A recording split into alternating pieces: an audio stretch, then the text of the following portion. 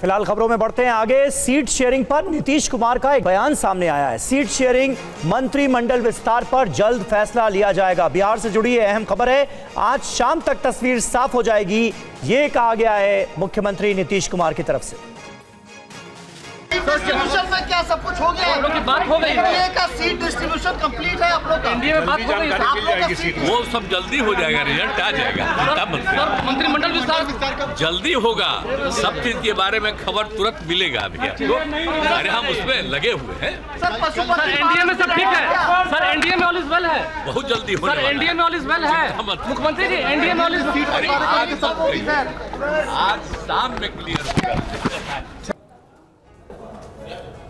तमाम उलझनों और कयासों के बीच आखिरकार बिहार एनडीए में सीटों का बंटवारा तय हो गया, जिसका ऐलान जल्द ही किया जा सकता है। बिहार में किस फॉर्मूले के तहत सीटों का बंटवारा हुआ, देखिए इस रिपोर्ट में।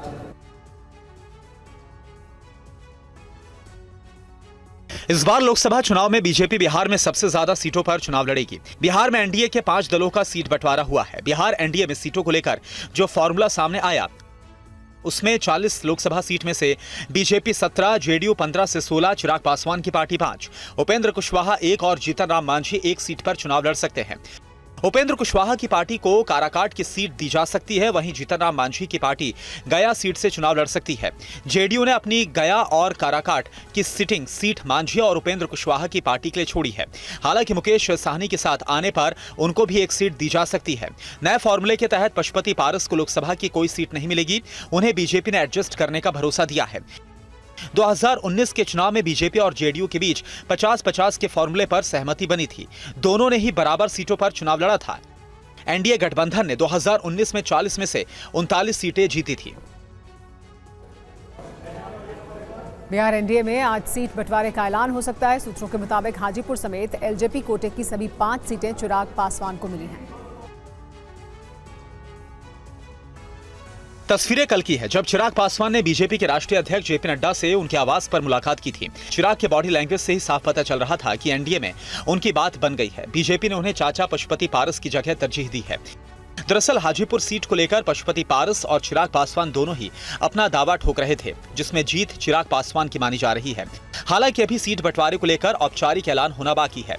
खबरें हैं कि बिहार की 40 में से 5 सीटें चिराग पासवान को मिल सकती है, जिसमें हाजीपुर, समस्तीपुर, जमुई, नवादा और वैशाली की सीटें हो सकती हैं।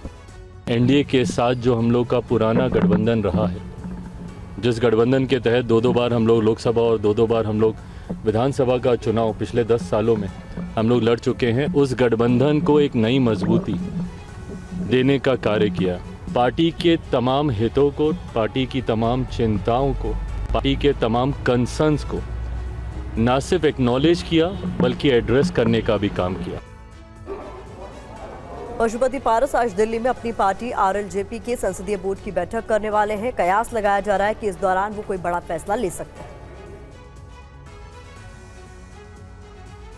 बताया जा रहा है कि एनडीए में तरजीह नहीं मिलने से पशुपति पारस नाराज हैं। बिहार में एनडीए के सीट बंटवारे में तरजीह नहीं मिलने की खबरों के बाद एलजेपी के पारस गुट के प्रमुख पशुपति पारस अलग राह पकड़ सकते हैं। बिहार में गठबंधन के तहत 5 सीटें चिराग पासवान को दी गई हैं। इस बीच राष्ट्रीय लोक जनशक्ति पार्टी के प्रमुख पशुपति पारस आज महागठबंधन के साथ जाने को लेकर कोई बड़ा फैसला ले सकते हैं। दिल्ली में आज एलजेपी संसदीय बोर्ड की बड़ी बैठक बुलाई गई है। पशुपति पारस ने कल देर रात तक अपने सांसदों के साथ बातचीत की है। हालांकि बिहार में सीट शेयरिंग के फैसले के बाद आरएलजेपी प्रमुख पशुपति कुमार पारस की ओर से अब तक कोई आधिकारिक प्रतिक्रिया नहीं आई है। वहीं एलजेपी ने गेंद बीजेपी के पाले में डाल दी है। एनडीए में थे, एनडीए में रहेंगे। आदरणीय प्रधानमंत्री नरेंद्र मोदी जी पूरे देश के नेता के साथ साथ हम लोग के भी पार्टी के नेता हैं, हमारे भी नेता हैं। हम लोग एनडीए में रहेंगे। वैसे बीजेपी ये भी चाहती है कि चुनाव से पहले पशुपति पारस अपने भतीजे चिराग पासवान के साथ आ जाएं।